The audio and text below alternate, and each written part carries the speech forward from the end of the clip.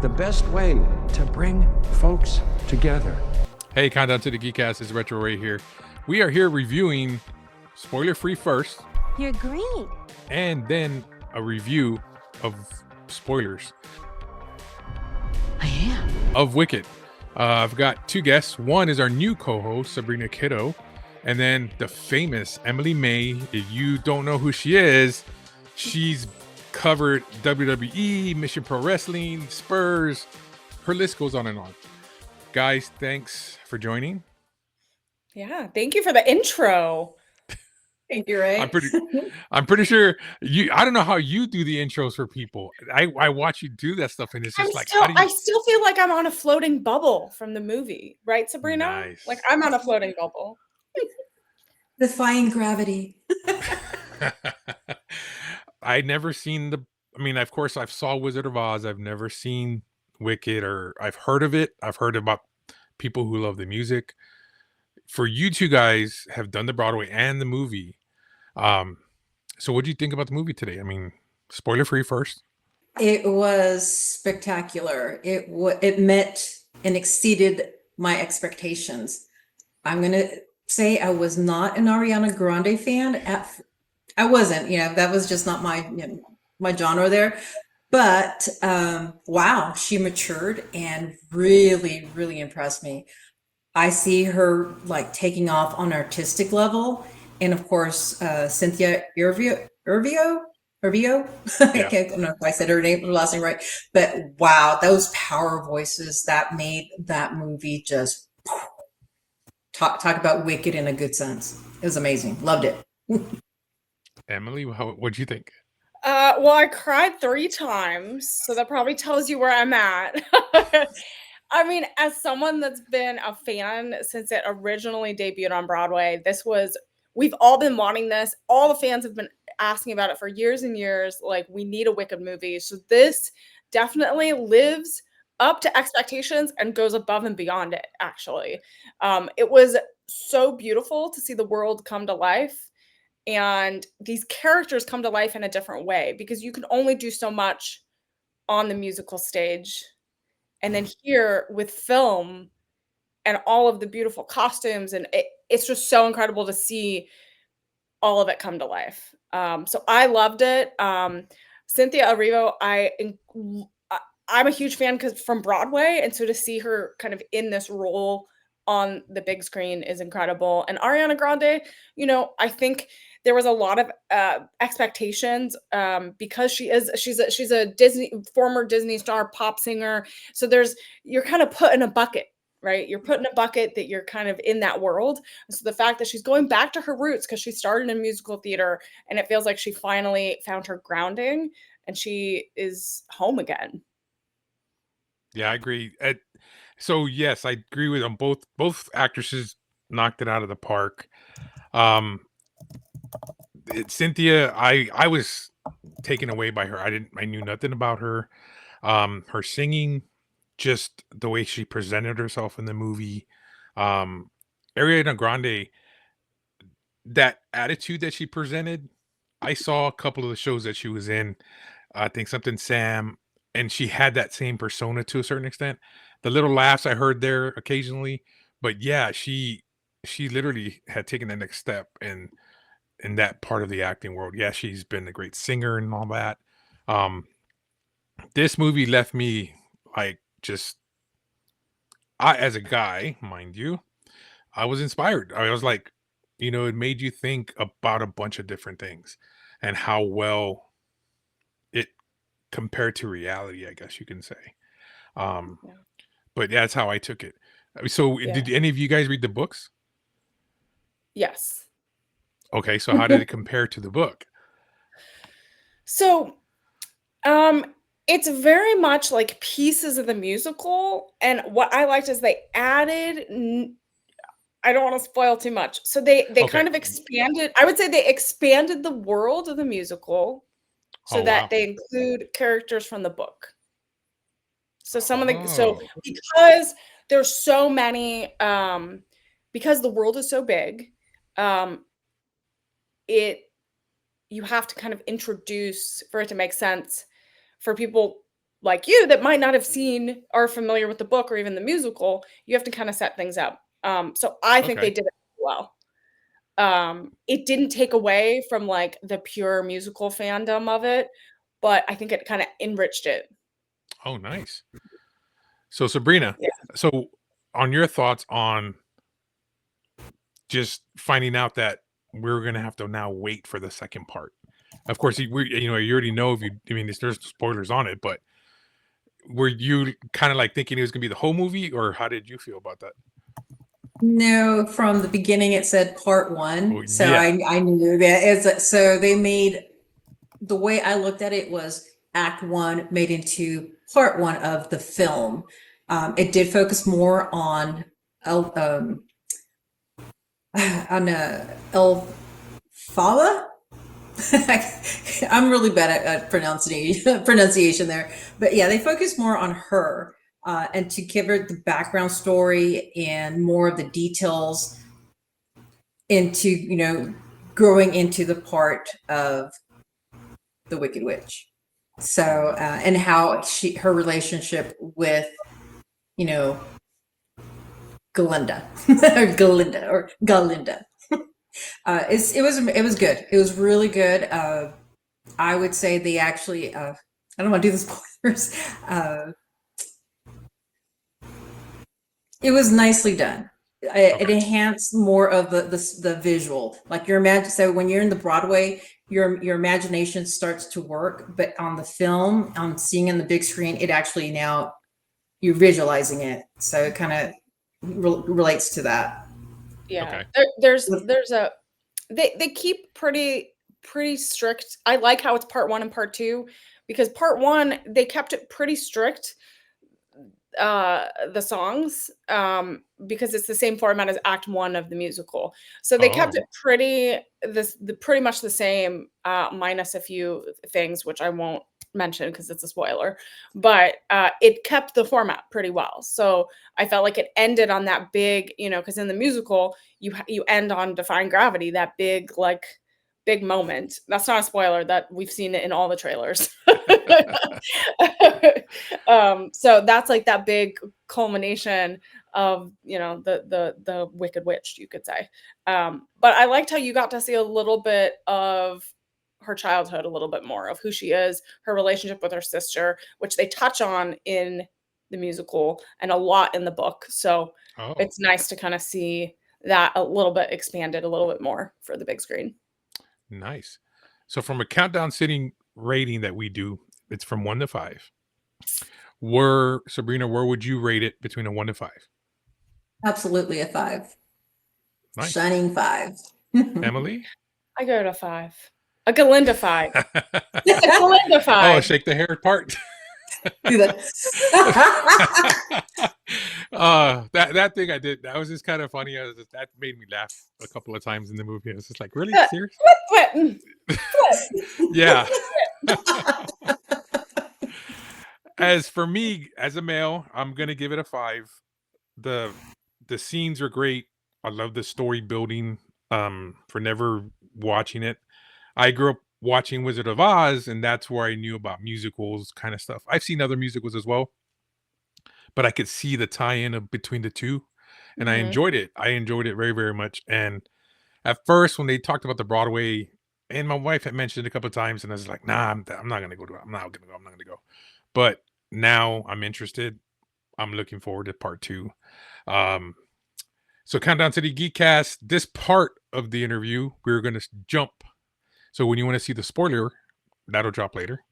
So girls, we're gonna go into the spoiler part of it. We'll start off with Emily this time. So, what was the thing that made you the most excited from this part when you saw it, and or that you can go full spoilers? Oh,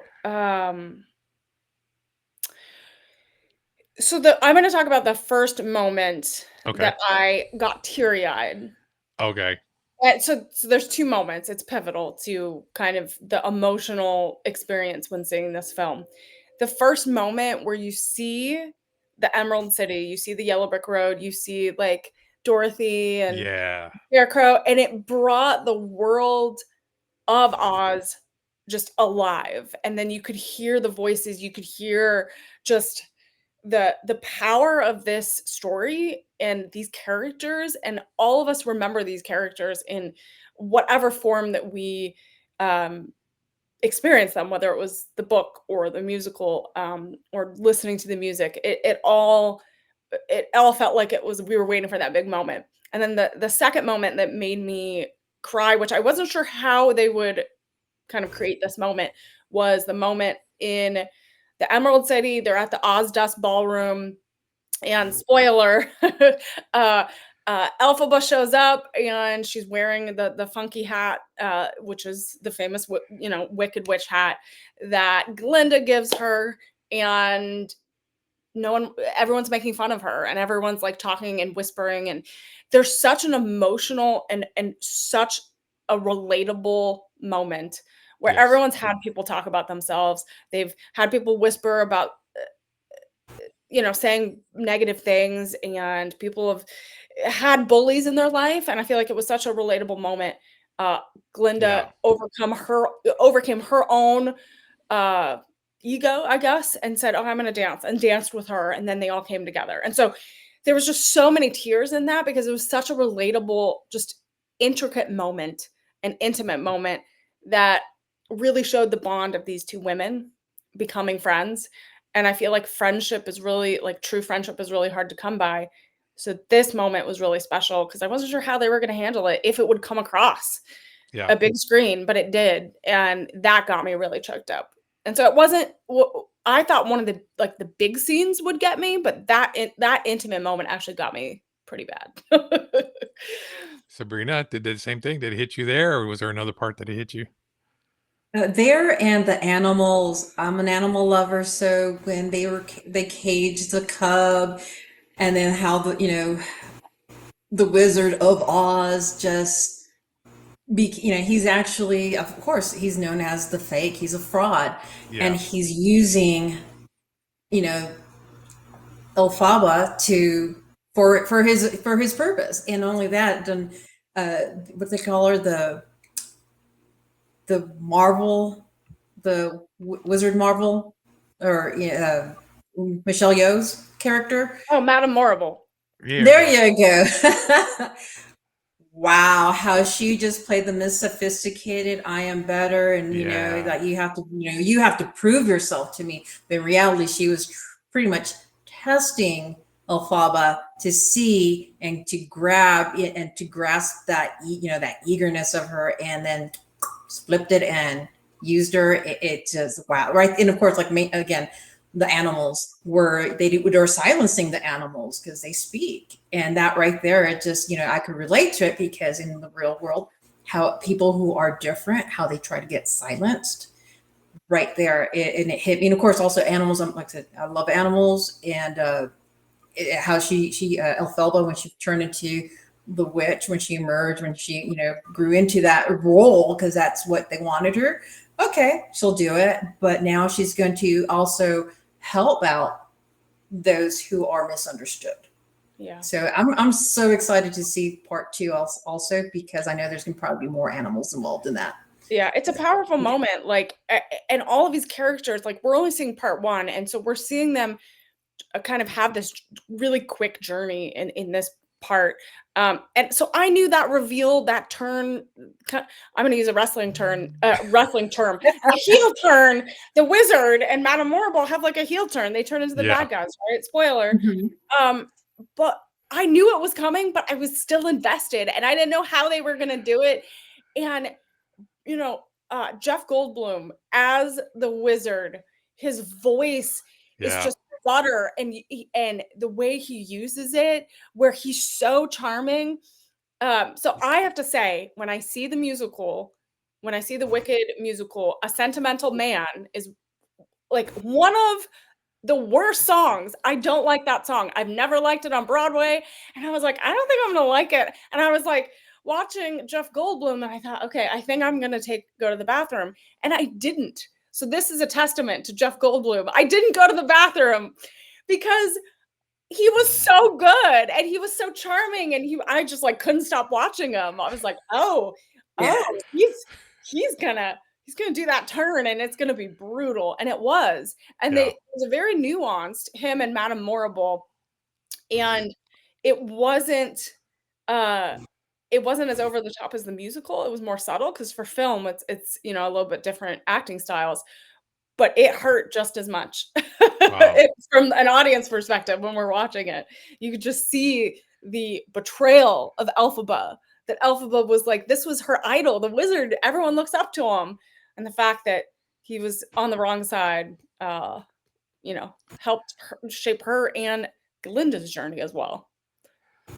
And Sabrina, you were mentioning about that when we got out of the movie that Goldblum's character really stood out too because the way he presented himself, and of course, for him to do the singing as well was pretty awesome for me. I like that, and then the whole tap dance thing, and Goldblum is just great. He's a What were your thoughts? musician. He's also a musician. It's that so Oh, we brought it, yeah, so it was natural for him to, you know, but he brings it. He really brings, he has that charisma. It's got that, you know, that voice. that older gentleman, you know, say quoi. And I believe a lot of the sets were practical. I Oh, believe yeah, that's what I was going to ask about that. yeah, so I believe seeing some of the behind the scenes, I believe a lot of the Oz stuff was practical, which is kind of incredible. And can we talk about Fiyero real quick? Go Yeah? for it. Go. I mean, is he handsome or what?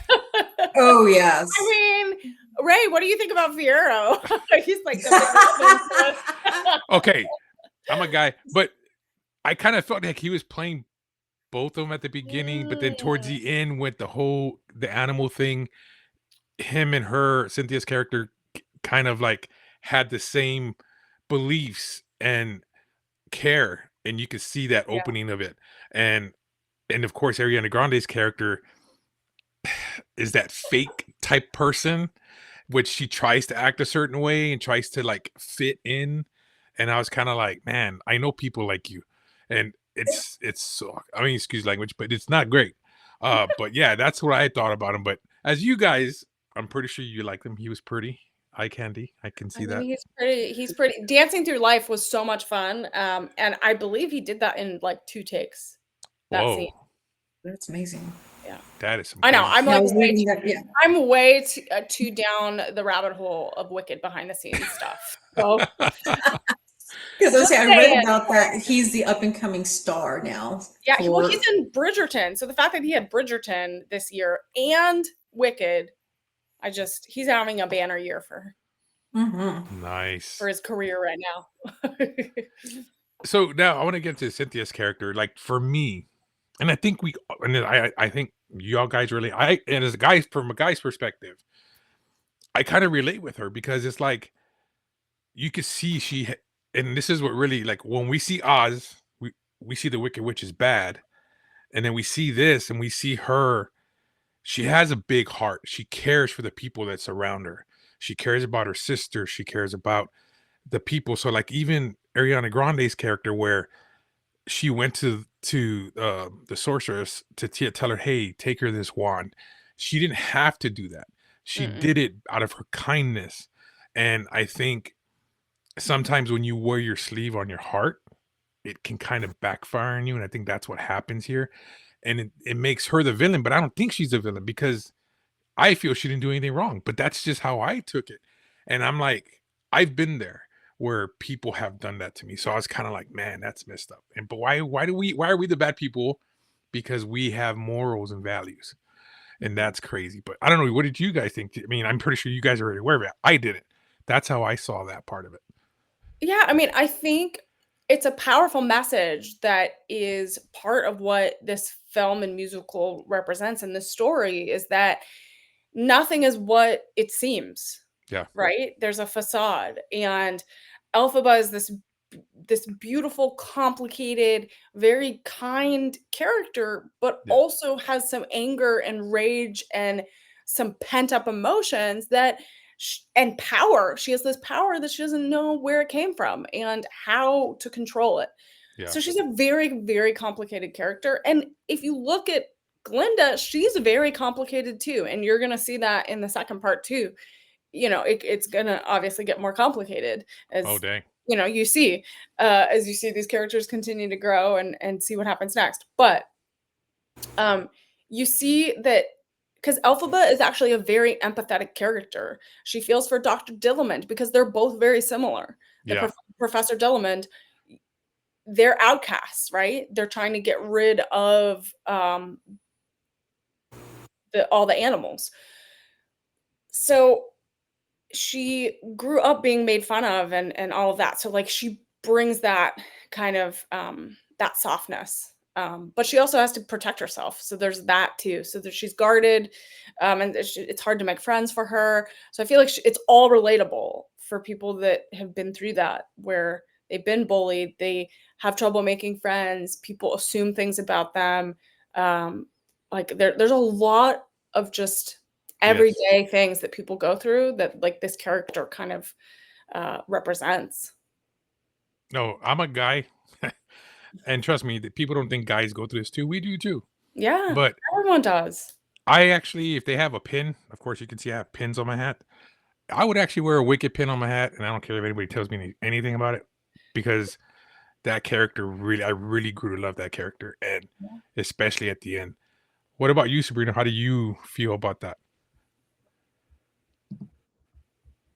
Well, yeah, it's pretty much is her upbringing, how she was an outcast by her own father. Yeah, that was sad. And that, yeah, absolutely. And there's, that's very relatable, in real life. Not with me, but I do, people like that. And the thing is, again, the emotion, the power, she has that great power, with great power comes great responsibility. We know where that one came from. But again, she had, I had to throw that one in there. But again, she has to learn how to control and how to use that power for good. Because right now, and it's one of the way I see it, and what my perspective is, that Oz and what's her Madame Wizard? I'm going to call her Madame Wizard. Madame Marvel. Madame Marvel. There you go. I need to get you a cheat sheet with all the character names before I'm on the fly right now. That's how I whirl. But yeah, but I think they do it to manipulate her to, they're pushing that. That's exactly what they want her to do. They're playing her really good. Like they're playing those fiddles and, talk about master of puppets. Yeah, that's what they're doing. And we'll see where it goes to, like I said, in part 2, because I do see also Glinda. She's going to have remorse and she's going to have guilt, and it's going to play out from there. But yeah, it's Elphaba is just, she represents those that are misunderstood, but there's a history behind that. And now she's, it's her challenge now to use that to make, I guess you say, to make peace with all, but that's going to be the challenge because not everyone's going to accept her. Yeah. Yeah. Yeah, and I think that's you bring up a good point about like doing good. And you think Oz and Madame Morrible in the beginning are like there to help Elphaba and there to help all the other students, and you think they're doing the good work, right? You think they're doing the magic and sorcery for good. And you hear them tell Elphaba like you are going to do good things with it, and it turns obviously. But that's also another theme of this movie is how do you use your power for good things and not evil? And even though the end of part 1, they're portraying her as this evil. Yeah. Again, it's the perception of what they're telling the public versus the truth. Yeah. And how she has to still be good and overcome the evil perception that the world is trying to pin her down with. So it's a really, really powerful message that I think is very relevant right now. Oh, no, I agree with you 100%. I was going to ask you guys, did you notice when she got to the school? I know I analyze stuff too much. When she had made everything float and the chair went and hit the wall, did you guys notice that there was a picture behind that wall that once it collapsed? Is that in the book? Because it looked like it was different characters behind that. Yeah, so that scene's new for the film. There is a moment in the musical with the wheelchair moment with Nessa Rose, but not like the not the new mural Oh, break-in. okay. I mean, there's more signs in this film about kind of the hidden messages of Oz than like, and that's why I need to like go see it again and like sit down and really look at it. Because there was so much to look at. I was Oh, yeah. overwhelmed in a good way. That there's little signs of like things aren't what it seems. So Yes. that was like one of the first signs, and there's little signs along the way I noticed. I won't spoil too much, but if you guys go watch it again, there's little signs along the way that everything isn't quite right in Oz. Yeah, I was just taking that. I was taking that from that too, especially Mhm. how he was. My thing is, okay, I don't know. They talk about it in the books and the stuff, but my thing is, why are they trying to silence the animals? That's what kind of got in my head. What's the reasoning for that? You know Mhm. what I mean? Does it explain that in the Broadway show in the book? Uh, why what was the question? Why are they silencing the animals? Why are they trying to do that? Yeah, you'll know more later. Okay, They okay. mention it a little bit in Act 1, but there's more to come in Act 2. Oh, okay. So I need to find that. Okay. Yeah. Thank you. They in Act 1 of the musical, they probably have a little bit more information than they did here.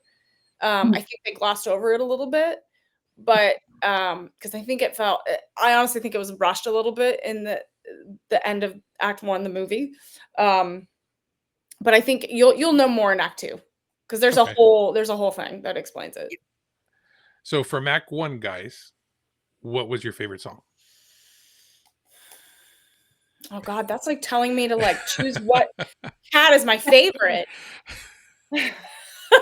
Okay, uh, okay, can we do this? I'm gonna do my favorite song from Glinda and my favorite song from Elphaba. Okay. Go ahead. Okay, so that's so hard. Okay, my favorite song from Glinda is Popular because Ariana Grande was hilarious, which she like brought out her musical theater essence. And then this is probably going to be controversial, but my favorite Elphaba song in Act 1, Part 1, The Wizard and I. Oh, okay. And I know that's Bring it going up. to be different. Most people are going to say Defying Gravity, but Wizard and I is mine. That's mine. I'm going too. with Defying Gravity. It was just so, especially because of the end, I know. so powerful. Visually, It just, everything, it was perfect. And I don't really say that about a lot of movies, but this was perfect. It was, like, yes, a lot of people in the audience were crying, they're tearing. I was more in awe. I could, it was just amazing. I was like, this is just beautiful, grandiose. It was, loved it, loved it. It's just very powerful. Struck, gave it that oomph. That really drove it all the way up. yeah. Yeah. And what I did like about Defying Gravity is they could do things, like I said earlier, that you can't do on stage. Yeah. So it's like they had just all the animals, all of Oz was just like, what is happening? And it was like a full transformation of Elphaba. And I liked how there was a break in the song, if you noticed. Mhm. Okay, you're not familiar with the original, but there was a break in the song where you got more of the vignettes of like the monkeys transforming. Oh, You okay. had all of these things, and Yes. then she got to the big finale of Defying Gravity with her in the air. So there was a break, and it really added to the suspense of that moment because this is the end of Part 1. So you need that big moment. So they do it a little bit different in the musical, but I really love this version of it. I It was guess I have to watch it. interpreted really well. I guess I'm gonna have to watch the musical and see so I I can mean, next time I get I'm ready for telling that. you. I mean, it's amazing what they do in the musical live on stage. It's incredible. Yeah. They have like the flying monkeys or dancers, and they're up really high. They have the wizard up in the front of um the apron. They have him like doing his thing in the beginning. Like it's incredible what they do on stage. But like film has a different element of art that you can just bring all these other elements and you can see everything up close, the costumes, the buttons, the shoes, Glinda's shoes. I want all of them. Just everything was just so well thought out, and you could tell everyone cared about this movie and how much it would mean to people. So, gonna ask you guys another question. So for me, I know this is gonna be dumb too, because I don't know why I caught it. So when Ariana Grande's character gets her the black cape, puts it on her and everything, and then it's her equivalent to shaking the hair back, and she just does the cloak back. That was cool. I was kind of like, wow, that was just she made it look so cool. I was just kind of like, it was kind of like the Darth Vader cape moving. I was just but it was cool. I liked it. It fit her, and then especially the way it was when she was flying. And yes, out of my song is that song, The Gravity. Never heard any of the music. That one I liked. It left me leaving the theater inspired, kind of like, you know what? At the end of the day, the witch, she knows she didn't do wrong. She knows, she was just trying to protect people, and this is the bad part, is that she's now on the run because they're broadcasting throughout the castle in Oz that she is the villain and do not believe whatever she says. And I was like, man, that sucks, because it's like now you have nowhere to turn. And that's happened to me before, because then you have people talking behind your back, and you didn't do anything, and it's like, and you can't do anything, you're helpless. Yeah, And I it's was so just like, real. Yeah, it's so real. And like you hear Nessa Rose, her sister, listens to the broadcast and she's heartbroken. You see Elphaba's father collapse in the background, and that's bad. Just to tell you, that's bad. oh dang. You'll know later. Mhm. And Mhm. it's so heartbreaking that he fought so hard to like protect Nessa Rose and didn't really think about Alphaba, and she was Mhm. kind of an afterthought because she was ostracized from the family, didn't want to be he didn't want anything to do with her. And it's so sad seeing that bubble up in the last few minutes of the film. Yeah. You, Sabrina, what did you take from that whole epic scene? Which one? The The ending? gravity defying, yeah, the ending. Yeah, yeah. Well, she's gonna own up to it. She's gonna own that wickedness, but in a good way. But that's her, because I said that's her power. She's now recognizing it, and she's like, okay, this is what you want me to be. I'm gonna own up to it. But there's gonna be a consequence, of course, to it. Yeah, So they're gonna see what they created, that illusion. They're gonna create, what the illusion they created. She's gonna, Yeah. I can say, to say like make them pay to say dang. it like that. Yeah, there's gonna be it's gonna be like I said, there's gonna be some with it, consequences, and then she's gonna prove it. It's like, Yeah. they were asking her to prove it to begin with, so there you go. She's like, okay, you want this? We'll bring it. Mhm. And she's bringing in the animals. What's interesting in that moment, she like owns the branding, because if you think about it, the wizard, Madame Morrible, they put that branding on her as the Mhm. spokespeople uh of Oz and Emerald City. They're like, oh, we're gonna, because remember the wizard said everyone needs an enemy. So I feel like that was always in the back of their head. Like, okay, if this goes wrong, we know what we're gonna do. And because he really, spoilers, because he really has no power, Yeah. that's the only way. The power of words and the power of his actions are really the only thing that can he can do to save himself and Yeah. save his position of power. And so that's why he's like sends Madame Morrible out to say those horrible things. And in the end, Elphaba has to own up to it, and she has to embrace it and hopefully Yeah. do good. But honestly, we all know this, like once you get that label and everyone believes it, you're stuck with it. Really, Yeah. like The you're really, stigma. It's that stigma. Yeah. yeah, it's a stigma of this evil, horrible person. It's like, oh yeah, this is so it really is very enlightening to watch this. No, it is. It is. And like I said, I'm gonna go look for it and watch a musical now to compare the two, because I like to compare and analyze things. So I kind of want to see them now. But also, you two were lucky winners today. and you guys won some stuff. So we'll let one person show one thing, another show one. Ooh, What did I'll y'all show get? this. What did y'all get? I got this beautiful compact, this mirror. It's glindified. It says, "It's good to see me," isn't it? And it's really cute. It's very glindified. So this is adorable. Nice. I love it so much. Sabrina, what did you get? So y'all got the same thing, but Yeah. Yeah. My favorite is the t-shirt. Ooh. nice. The wicked t-shirt. Ooh, and then the t-shirt, and then this bag is really cool. Look at that little The alphabet makeup bag. bag. Oh yeah, with the W. Oh, And then look at this. And then inside is the cutest. Look at that. I did not even look wow. at that. Yes, it has a little pocket. You have to look at the embroidery inside. Look at this. Nice. Now we're gonna look. Sweet. That's pretty cool. Have to make, yeah. Because pink goes good with green.